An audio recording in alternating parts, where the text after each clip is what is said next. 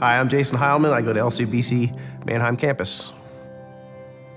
At 11, I lost my father. He had suffered many years with some mental illness, and he took his life.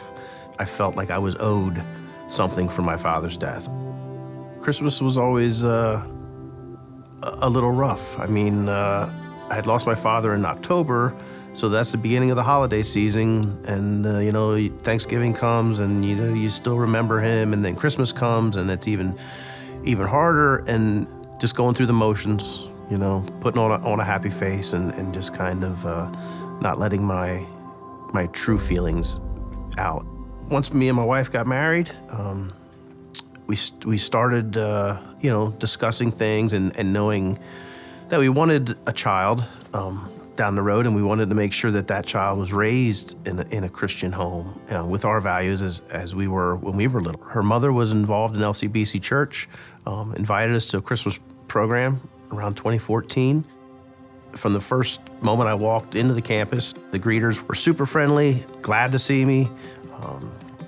That was kind of, the turning point. I had gone from 14 to 34, doing things the way I thought they should be done, and making my decisions and turning, my back on God, kind of. But yeah, coming into that service, knowing that he was still there, that he was still reaching out to me, that I wasn't a disappointment, that he was just willing to take me in and to say, you know what, it's okay that you went your own way, and that he was still there for me. We invite people to Christmas services now. I mean, that's what changed our lives. That's what opened the door just a little bit, just enough for us to feel that yearning to be there. And just invite whoever you see. I'm Jason, and I'm a life changed by Christ. All right, guys, we are 3 weeks away from our Christmas gatherings. And last week, by the way, I started and I asked you, related to Christmas season, I asked you, when did you start listening to Christmas music? And you were real honest about that, so that's good. The real question about Christmas music is this, though. Mariah Carey Christmas, yay or nay? Let me see the hands for all of you who are like, Mariah Carey, it's not Christmas until Mariah Carey is on. Just raise your hand real quick. Yep. We're praying for you, all of you. I don't listen. If it was written after 1946, it's not Christmas music to me. So anyways, listen, I'm always just so inspired by stories that remind me of the power of a simple invitation and what it can unlock in someone's life. And I hear Jason's story that we just heard a second ago, and I just think about the thousands of names that are written on our stages across all of our locations across the state. Names of people that you love, people that you want to see experience the love of God. And I can't tell you how excited I am to think that some of those names are going to be invited, and some will be stepping into church for the very first time. And I just want you to know that I am expectant for God to do amazing things through these Christmas gatherings. I hope that you're expectant as well.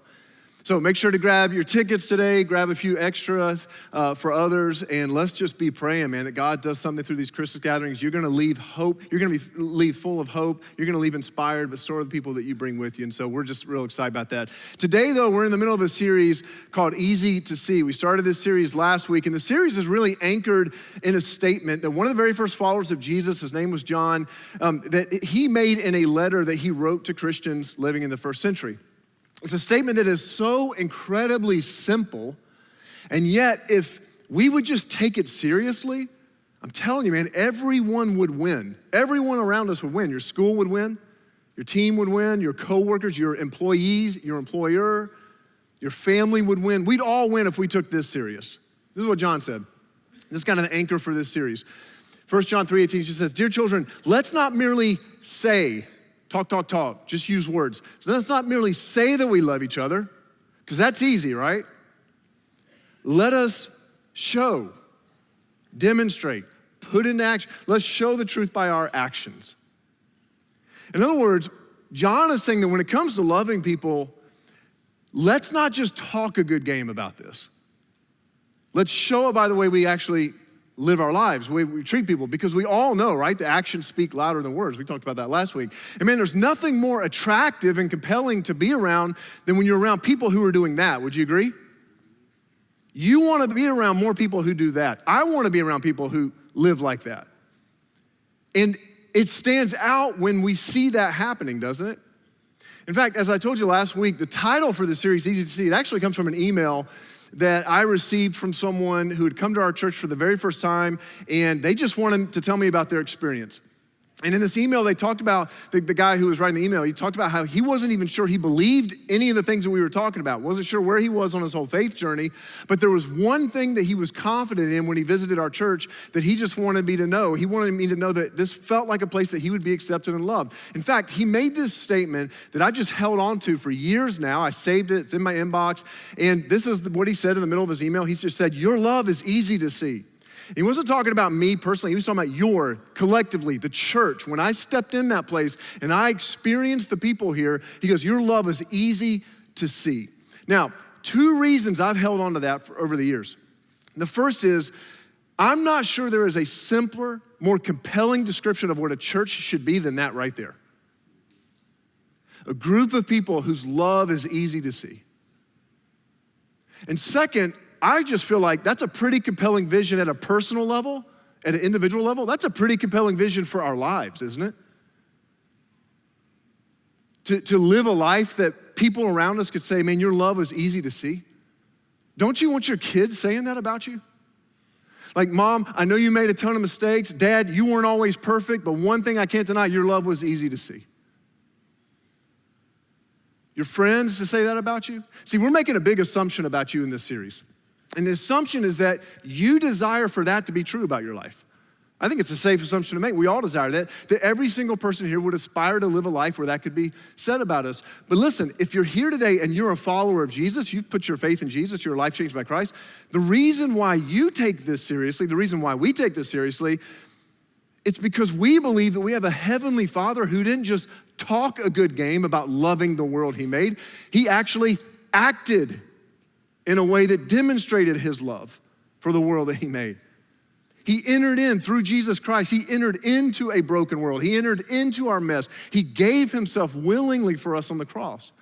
He made his love easy to see. And we just want to do for others what God has done for us. That's the bottom line. So that's what we're talking about. We're talking about how do we make our love easy to see. And last week we saw that one of the ways that we can make our love easy to see is when we just live open-handed with our stuff. We live generous with our resources. You make your love easy to see when you live generously. And I'll just say real quick, as always, man, you guys have stepped up to the plate in huge ways this week as we're gathering money right now to give away to our 85 nonprofit partners across the state that are doing extraordinary work on behalf of those who are under-resourced in our communities. And I think they're gonna be blown away by your generosity. And it's not too late to give towards our Be Rich efforts. You can do that going online or website. You can do that through the app, but if you want to jump in, it's not too late. But today, to keep our conversation moving related to how we make our love easy to see, I want to explore one word that I think is the starting point of it all. And I'll just be honest with you, I hesitated even bringing this up. I kind of hesitated even using this word because this word has been so neutered and softened in our culture to the point of losing all of its power and all of its strength. And yet you can't read the Gospels, you can't read the New Testament without coming across it. And this is it. I'll show you the word. This is the kind of the big idea for today, though, is we make our love easy to see when we live with, there's the word, compassion. We make our love easy to see when we live with compassion. Now, I don't know what you think of when you see the word compassion, but I'll be straight up with you. I kind of think soft, touchy-feely kind of word, right? Seriously, most of the guys that I know on their vision board, on their goals for this coming year, they have words like achieve, promotion, success. They don't have compassion on that list. But here's the thing. When we see the word compassion in the Bible, particularly when talking about Jesus, it is anything but soft. Compassion, and as we'll see here in just a moment, compassion is gritty. It is a get your hands dirty in the world, put your money where your mouth is, demanding kind of word. And apparently it was incredibly important to Jesus, which is why Jesus makes this challenging, remarkable statement at one point. This is what Jesus said in Luke 6:36, he says, you, if you want to follow me, you must be compassionate. Why? Well, just as your heavenly Father is compassionate. Now, just notice something here, just a couple of observations. First of all, notice Jesus says something interesting about compassion that we're gonna look at a little bit deeper here in just a minute. But notice that Jesus says to be compassionate, not feel compassionate. Be implies action, right? Be implies a demonstration, a way that you live. And we tend to think about compassion as something we feel. But as we're gonna see, compassion is actually something we do. But here's the big thing I want you to see here. You know, anytime Jesus speaks, he is articulating a vision for how life was intended to work. Anytime Jesus teaches, anytime Jesus speaks, whenever you read what Jesus says in the Gospels, Jesus is laying out a vision for how life was intended to work, how life works best, and how life will flourish. In other words, when Jesus talks about loving your enemies, when Jesus talks about telling the truth, let yes be yes, your no be no, when Jesus talks about faithfully loving your spouse, when Jesus talks about humbly serving others, when Jesus talks about not using people by lusting after them sexually, guys, listen, these are not rules he's giving us. These are not an arbitrary set of rules and goes, if you just follow these rules, you'll be a nice boy. You'll be a nice girl. These are a vision. This is how he says, this is how life was intended to work. This is how life flourishes. And related to compassion here, when he says to be compassionate, that's not a rule to live by. It's so much better than that. Jesus is saying, you were made for this. You were made to live with compassion. Guys, just stop for a second. Do you understand how much potential you have in you? The answer is you don't. And neither do I. We have no clue how much potential God sees in us to do something great in this world through us. But I want to speak that into you today. I want you to know that you were made in the image of God. You were created in God's image to reflect God's character into this world, to be like him and to be made more into the likeness of him. And this is why, guys, listen, you can resist living generously. You can resist it. You can choose not to. That's your choice. You can resist humility. You can resist serving people. You can resist that. You can resist showing compassion. You can choose to live exclusively for yourself. And yet, if you do that, I'm just telling you, you will always be frustrated in life. Always. Honestly, this is why some of you, you're so frustrated with your life right now. Because you have built your entire life around you and building your own kingdom. And you are living so much smaller than you were made to live. And I love you, but someone's got to tell you that. You were created for something so much greater than just, get through the week, make as much money as you can on the weekend, grab a few beers, watch some football, then rinse and repeat. Do it over and over and over again each week. And listen, I got nothing against beer and football. They go well together. Not talking about that. I got nothing against working hard. Not what I'm talking about. I'm just saying that can't be what we rely on to get us up in the morning. You were made for greater things. You were made to trust God and take faith-filled risk as he calls you out into an adventure of faith. You were created to give. You're actually made to live generously. You were made to love. You were made to serve others sacrificially. You were created for that. You were made to be compassionate, as your heavenly Father is compassionate.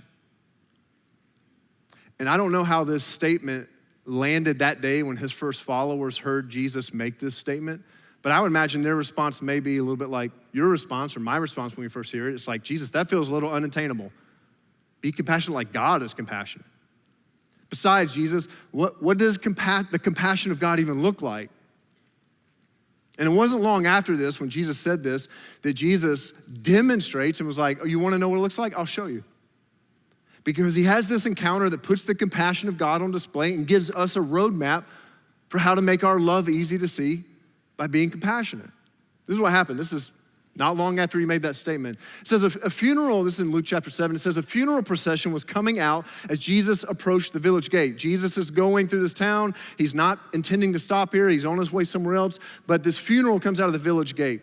The young man who had died was a widow's only son, and a large crowd from the village was with her. Now let's just pause here for a second and get the context.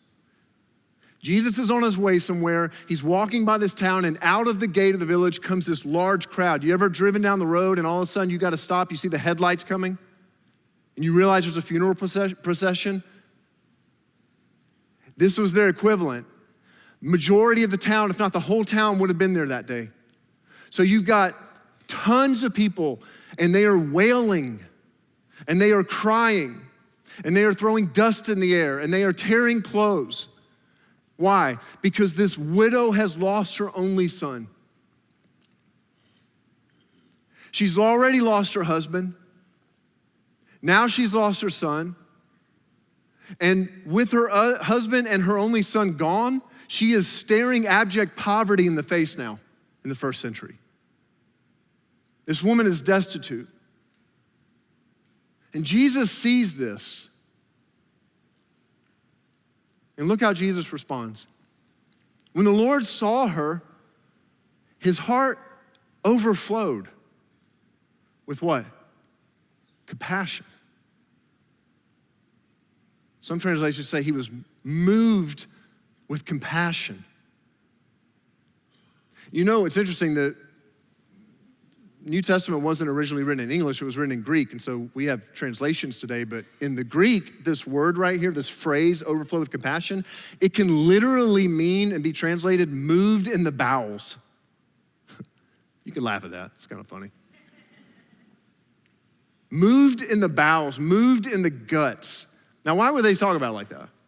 See, in the ancient world, the bowels or the guts of someone, that's where it was like a metaphor for where someone's emotions lived. It's the exact same way today. We don't use guts for that metaphor. Today, what do we use as a metaphor for where our emotions live? Our heart, right? We talk about, oh, you broke my heart, right? Or I got my heart broken and all that, right? So in the ancient world, they would talk about that as your guts, your bowels, right? And so to be moved in your gut was to say that your emotions were so stirred up, you could feel it. Has that ever happened to you? Where you saw something that you just knew was wrong? Something that you knew you wanted to do something about, and it almost affected you so much you could feel it? You ever heard someone say something like, oh man, when I heard that news, it felt like I got the wind knocked out of me? You ever heard someone say something like, oh man, that was like a punch in the gut? When my daughter Sienna she was probably 18 months old. She was a little baby, and we were sitting on the couch one night. We were looking at this World Vision magazine, and it was just kind of putting out different needs around the world and telling stories, and she's flipping through this magazine, and she comes across this picture of this little child, and this child had severe disabilities and cleft lip, and it was just basically making an appeal to help. And Sienna, at 18 months old, doesn't know maybe 5 words at this point, but I watch her and her response as she stares at this image, and then she just goes, uh-oh, boo-boo. And she pulls the magazine up to her face and kisses it. Now, I want you to think about something for a second. How does an 18-month-old who barely knows any words know to feel something like that? It's like being something stirred up, and that's compassion. It's like we were born with this intuitive sense that when things aren't like they're supposed to be, something in us wants to react. If you've ever felt that, that is a divine impulse that you're tapping into. And this isn't the only time this phrase right here is used about Jesus. That same phrase, he was moved with compassion, he was overwhelmed with compassion.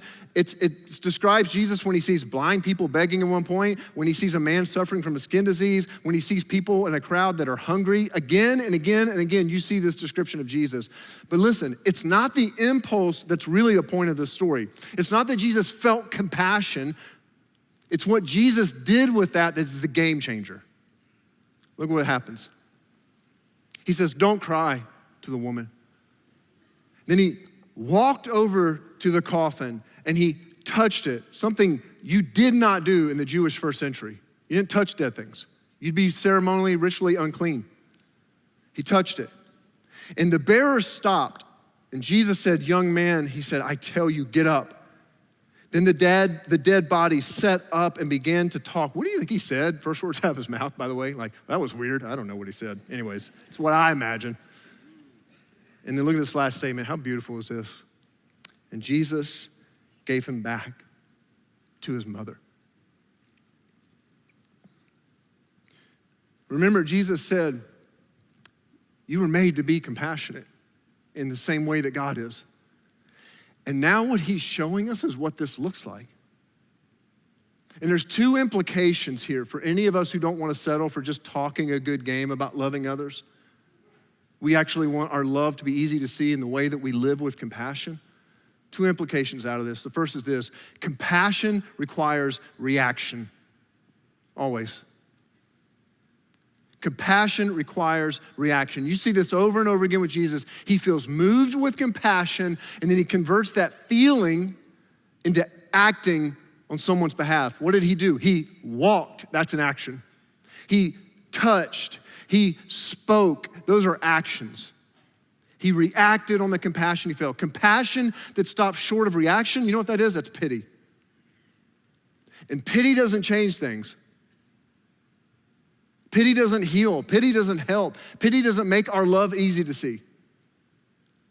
This is why I said earlier that compassion is the furthest thing from soft and touchy-feely. It drove Jesus to risk, to sacrifice, to move and act for the good of another, to literally look death in the face and say, not today. You don't get stronger than that. And the world needs more of that strength from us, from you. And of course, you and I are not gonna be able to go and raise people from that. But if that's the point, you're missing the point here. The strength that I'm talking about is the strength to willingly walk towards need when you see it, just like Jesus did. And to let God do the healing. Your family, your wife needs that strength from you. Your husband needs that strength from you. Your kids need that strength. Your employees need that strength from you. Your coworkers, they need to see the kind of strength that comes from being willing to move towards someone in need, to serve and love them. The widow that day did not need pity. She needed someone to move toward her with compassion and to act on her behalf. She needed someone who was willing to respond to the interruption of her needs. And that brings me to the second implication we see here in this story about the kind of compassion that Jesus puts on display. If we want our love to be easy to see, we're gonna have to be open to interruptions. We gotta be open to interruptions. Remember, Jesus wasn't intending to end up at this town, was he? He was on his way somewhere else. He got sidetracked. He had an agenda, but his agenda was interrupted by a need. Man, people's needs are always so inconvenient, aren't they? And I can always tell when my heart is a little bit dry by how fast I walk past opportunities that I'm afraid could turn into a need. You know those people.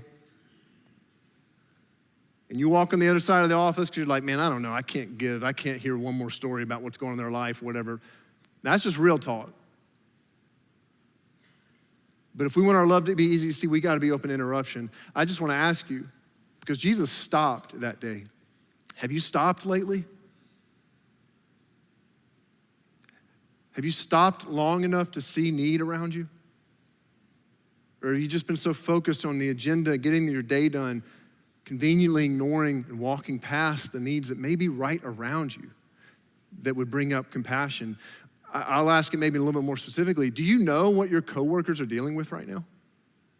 Or maybe what's weighing them down? Not all of them, just one or two. Have you stopped long enough to ask, to watch, to observe? Do you know what your roommate is wrestling with right now? Do you know what your family is dealing with right now?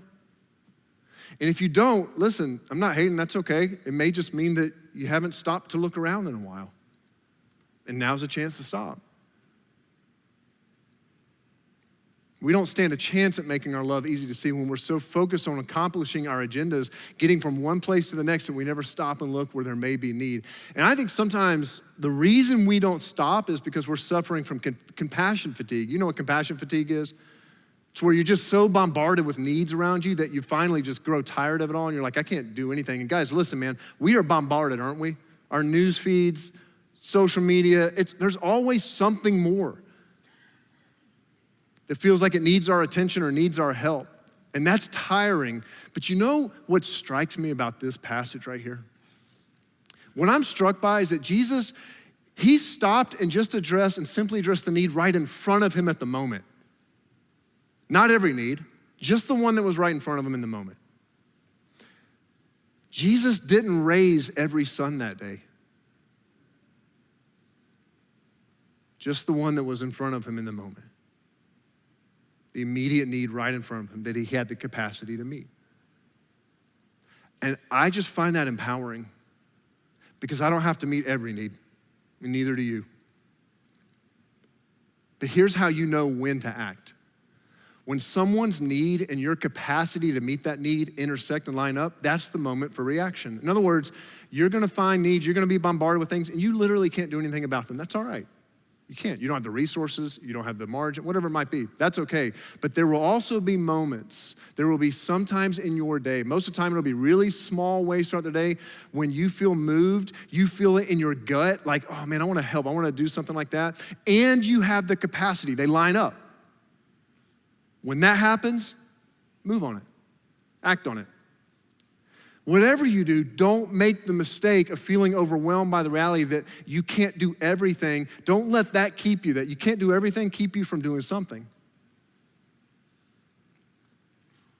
Years ago, I've told some of you before, but years ago, I was driving home. It was a March day. You know those March days in Pennsylvania that makes you wonder, why do I live here, right?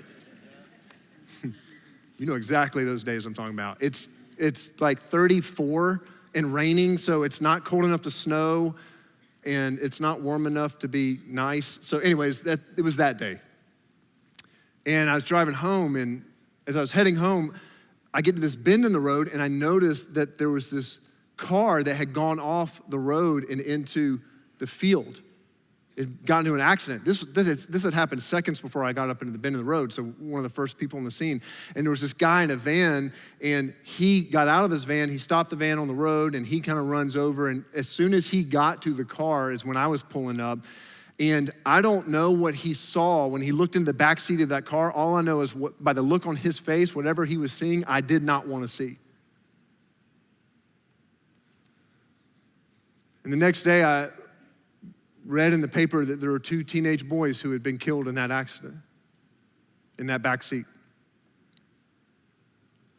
So a week goes by, and I'm driving home again, and I get to that same bend in the road, and I notice this time about 20 to 25 people there on the side of the road at that spot where the accident happened, and they're all hugging, and they're putting a cross down, and it's obvious this is family and friends of one of these boys. And as I drive by them, I remember praying. This is literally what I prayed. God, please comfort that family. And no sooner did those words leave my mouth than I thought, how in the world is God gonna comfort that family?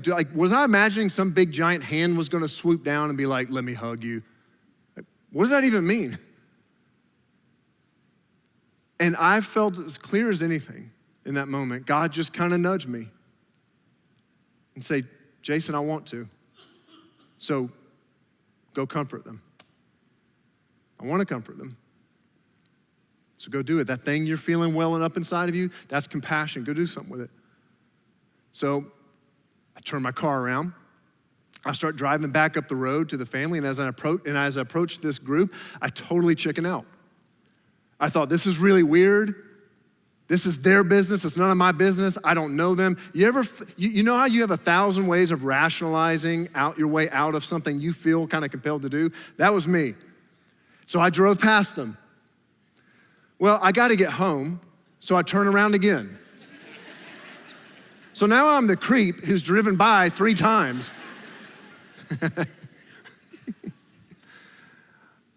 And I drive by that third time, and I see them weeping together.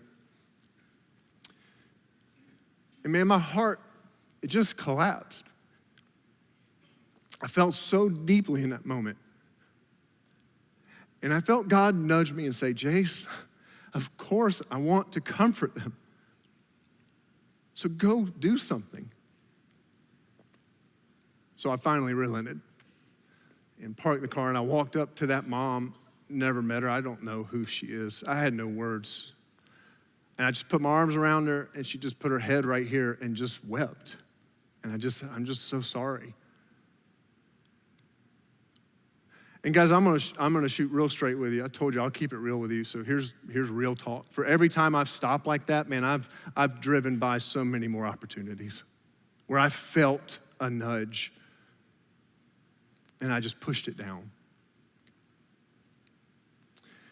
And I've missed out on God pouring out love into this world. And you know what I'm guilty of? I don't know if you can relate. What I'm so guilty of is when I see a need in front of me, I tend to push all the responsibility back onto God to do something about that need, which is really just a spiritualized form of apathy, isn't it? Of not really wanting to do anything, so I just put it all back on God to do something so I don't have to.